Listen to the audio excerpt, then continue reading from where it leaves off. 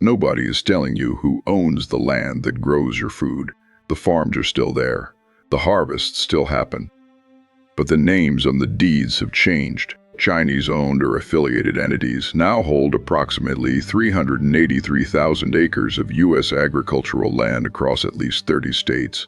That figure is from the USDA. It tripled between 2010 and 2020.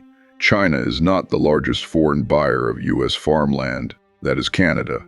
But China is the buyer that U.S. intelligence agencies specifically flag, and the reasons have nothing to do with farming. In 2022, a Chinese company called Fufeng Group attempted to buy 300 acres in North Dakota, 12 miles from Grand Forks Air Force Base, a hub for sensitive U.S. drone operations. Congress intervened. That was not an isolated case. A 2023 Congressional Research Service report identified 19 separate parcels of Chinese-linked farmland within proximity to U.S. military installations in multiple states.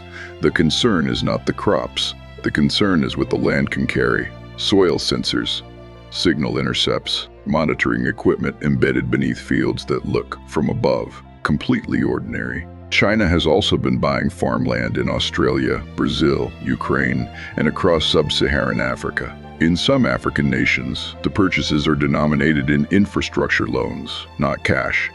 A 2022 analysis by Grain, an independent agricultural research organization, found Chinese state-linked entities had secured rights to over 26 million acres of farmland globally since 2008.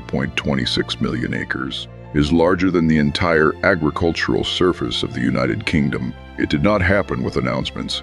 It happened in land registries, investment filings, and proxy acquisitions. Here is what the food supply chain actually looks like. China processes 70% of the world's soy into animal feed. It controls the pricing mechanisms for pork, chicken, and farmed fish globally.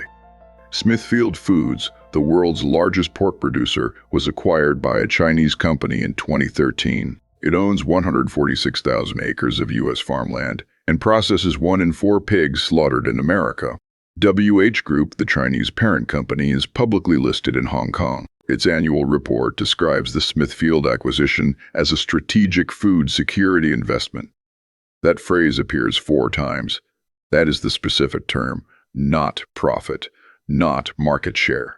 Food security. The acquisition of farmland abroad as a hedge against domestic food instability is official Chinese government policy since 2008. China's domestic agricultural situation explains why. By area, China has less arable land per person than almost any developed economy.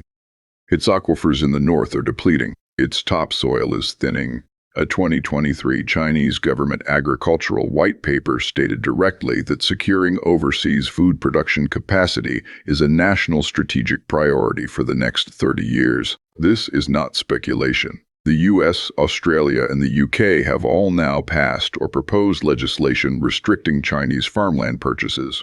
Most of these laws apply only to new acquisitions. Existing holdings are grandfathered in. In Brazil, which grows 40% of the world's soybean crop, Chinese state-linked entities have acquired rights to approximately 4.8 million acres since 2012. Brazilian law has a 25% foreign ownership cap, but ownership and operational control are not the same thing.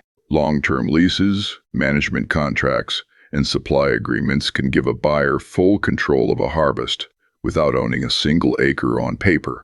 The land beneath your food is not abstract. It is a specific set of coordinates.